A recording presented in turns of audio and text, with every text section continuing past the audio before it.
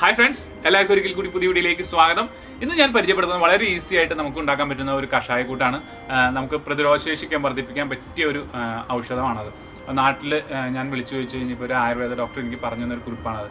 ഞാൻ front line സ്റ്റാഫായിട്ട് work ചെയ്യുകയാണ്. അപ്പോൾ നമുക്ക് പ്രതിരോധശേഷിക്കാൻ വർദ്ധിപ്പിക്കാനായിട്ട് ഇത് അത്യാവശ്യമാണ്. അപ്പോൾ ഞാൻ എൻ്റെ വീട്ടിൽ ഞാൻ ഉണ്ടാക്കുകയും വൈഫിനായാലും കുട്ടികൾക്കായാലും ഇതൊക്കെ കൊടുക്കുന്നതാണ്. അപ്പോൾ നിങ്ങൾ തീർച്ചയായിട്ടും ഒന്ന് ട്രൈ ചെയ്ത് നോക്കുക.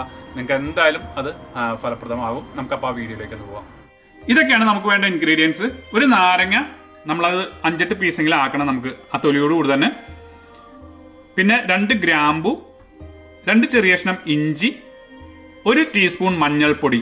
അത് നമുക്ക് നല്ല മഞ്ഞൾപ്പൊടി തന്നെ ഉപയോഗിക്കണം. നമുക്ക് കടയിൽ നിന്ന് വാങ്ങിച്ചതായാലും മായങ്ങളൊന്നും കലരാത്ത മഞ്ഞൾപ്പൊടി തന്നെ ഉപയോഗിക്കാൻ ശ്രമിക്കുക. ഞാനിത് 1 ലിറ്റർ വെള്ളത്തിലാണ് തിളപ്പിക്കുന്നത്. നമുക്കത് ഒരു 1/2 ലിറ്റർ ആക്കി കുറയ്ക്കണം. അപ്പോഴാണ് നമ്മുടെ കഷായം റെഡി ആവുള്ളൂ.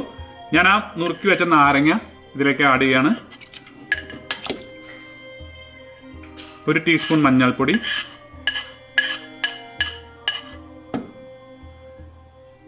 ആ ചതച്ചു വെച്ച ഇഞ്ചി, ആ 2 ക്ലോവ്സും ആഡ് ചെയ്താണ്. ഇനി നമുക്കിതൊന്ന് നന്നായിട്ട് തിളപ്പിച്ചെടുക്കാം.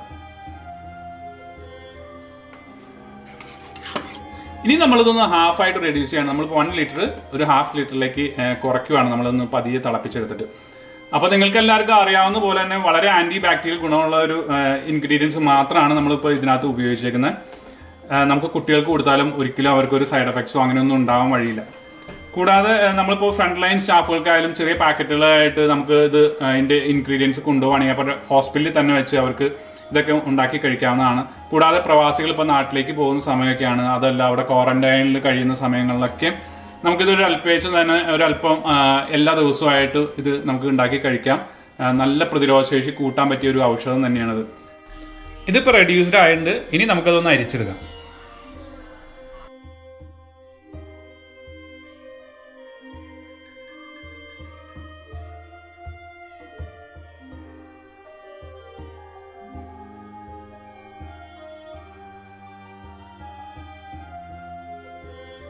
ഇതൊരു നല്ല കഷായമാണ് കേട്ടോ. അപ്പോൾ നിങ്ങൾ പ്രത്യേകം ശ്രദ്ധിക്കേണ്ടത് 1 വയസ്സിനുള്ള താഴെയുള്ള കുട്ടികൾക്കൊന്നും കൊടുക്കാതിരിക്കുക.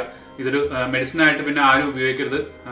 നിങ്ങൾ ഹെൽത്ത് പ്രൊഫഷണലിന്റെ നിർദ്ദേശങ്ങൾ സ്വീകരിച്ച് മുന്നോട്ട് പോവുക. പിന്നെ ഇത് കൂട്ടുകാർക്കൊക്കെ ഒന്ന് ഷെയർ ചെയ്ത് കൊടുക്കുക. അപ്പോൾ ഈ വീഡിയോസ് അവരിലേക്ക് കൂടി എത്തും. അപ്പോൾ ഈ പ്രതിരോധശേഷി കൂട്ടാനുള്ള ഈ കഷായം അവർക്കും കൂടി ഒന്ന് പരീക്ഷിച്ച് നോക്കാവുന്നതാണ്.